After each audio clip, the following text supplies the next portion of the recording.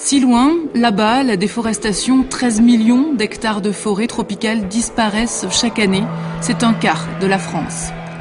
Toutes les 2 secondes, un terrain de football se volatilise là-bas, au Brésil, en Indonésie ou dans le bassin du Congo. La déforestation, si loin, mais pourtant si proche de nous, la destruction des forêts tropicales est à l'origine d'1/5 des émissions de gaz à effet de serre mondiales. C'est plus que le secteur du transport au niveau mondial. Là-bas au Brésil ou dans le bassin du Congo, certains bois sont pillés, coupés sans autorisation.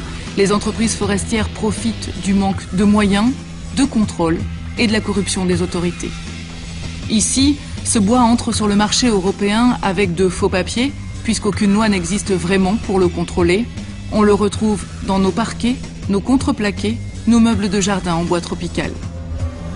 Là-bas, dans l'Amazonie brésilienne, on rase les forêts pour y faire paître des bovins. Ici, cet élevage alimente la production de cuir pour nos baskets, nos sacs à main, parfois pour des marques prestigieuses. Là-bas, le Brésil est fier d'être le numéro 1 de l'élevage au niveau mondial et la déforestation fait du Brésil le 4e pire émetteur de gaz à effet de serre. Là-bas, en Indonésie, les forêts sont rasées pour la culture d'huile de palme. Ici, l'huile de palme est transformée en huile végétale que l'on trouve dans les pizzas, les chips, la margarine, les shampoings, les détergents.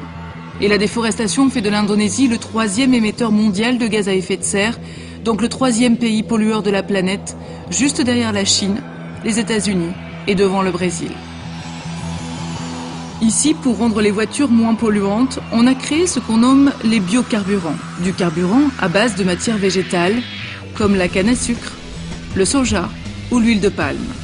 Là-bas, pour cultiver ces matières premières, on brûle, on détruit les forêts en émettant des quantités énormes de CO2. Tout ça pour réduire les émissions de CO2 des voitures. En bref, une fausse bonne idée pour le climat.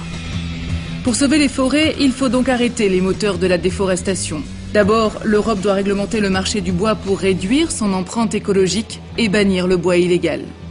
Ensuite, on doit arrêter de produire de l'huile de palme, du cuir, du soja et de nombreuses matières premières en sacrifiant les forêts tropicales et le climat mondial.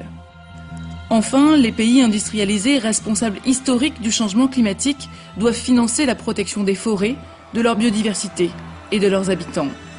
Au sommet de Copenhague, en décembre 2009, pour supprimer 20% des émissions mondiales de CO2 et préserver le climat, sauvons les forêts.